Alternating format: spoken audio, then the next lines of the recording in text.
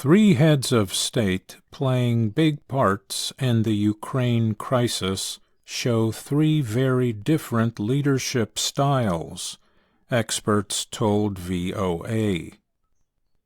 Samuel Hunter is a professor of industrial and organizational psychology at the University of Nebraska at Omaha. He said, "It doesn't always happen that you have one of each." For Hunter, Russian President Vladimir Putin, Ukrainian President Volodymyr Zelensky, and U.S. President Joe Biden represent the three styles. These three styles are the ideologue, the charismatic leader, and the pragmatist. Each term requires some explanation. Putin is what some experts would call an ideological leader. Dr. Kenneth DeCleva is a psychiatrist and a scholar at the George H. W. Bush Foundation for U.S.-China Relations. He has studied Vladimir Putin for 20 years. Before becoming Russia's president, Putin was a member of the KGB, the Foreign Intelligence and Domestic Security Agency for the former Soviet Union. He's a ruthless authoritarian leader who has carried out ruthless acts over the past 2 decades, DeCleva said. Putin has developed the image of a physically fit man of action. He has released pictures of himself riding a horse, fishing, carrying a rifle, and demonstrating martial arts. Putin represents a much more familiar and old-fashioned style of leadership in that he presents himself as uniquely strong and uniquely touched by destiny, says Michael Blake. He is a professor at the University of Washington. Blake said the Putin image is of a man who can defeat others using cruelty if necessary.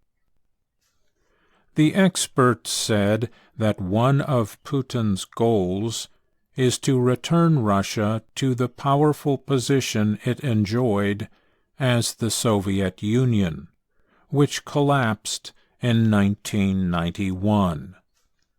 So, there's a bygone era that they either wish existed or hope to return to, Hunter said. Ukraine's President Volodymyr Zelensky has presented himself as a charismatic leader. He is a former actor and comedian. He surprised many with his actions after Russia invaded his country on February 24th. Hunter said charismatic leaders seek to support this sentiment of hope, that sentiment of change.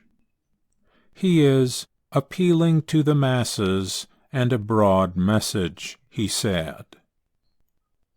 While Putin seems to be following an old-style plan, Zelensky is demonstrating a new one, Blake added. Because of Zelensky's background, many underestimated him politically. He has urged his people to rise up against the Russian attack. When the United States offered to rescue the Ukrainian leader and his family, Zelensky refused, reportedly saying, "The fight is here, I need ammunition, not a ride." I think we assumed that Zelensky was a lightweight, that he would flee, but de Cleva added, he made a decision that resonates with the world. U.S. President Joe Biden has led the West's answer to the Russian attack on Ukraine. Hunter considers him an example of a pragmatic leader. Pragmatic leaders are all about problem-solving. They're often very rational, data-driven, by the numbers, and in many ways, pragmatic leaders are boring, said the professor. Blake added that Biden is less concerned with showing himself to be carrying out some destiny. Much of Biden's attention has been on taking careful measures to protect U.S. interests while staying away from the conflict itself. A major crisis can show or define a politician's leadership style. During a crisis, you're under time pressure and stress, Hunter said. All these things combine to make it much more difficult to self-regulate, and who you really are will emerge. We're in a very, very delicate, dangerous situation now where Putin is cornered. He's boxed in a corner. That's a dangerous Putin, de Cleva said. I think we have to be very careful and provide diplomatically what's called an off-ramp. An off-ramp is a term used to describe a reduction in tension and anger.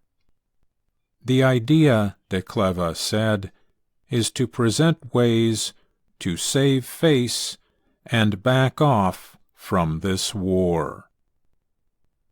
I'm Mario Ritter, Jr.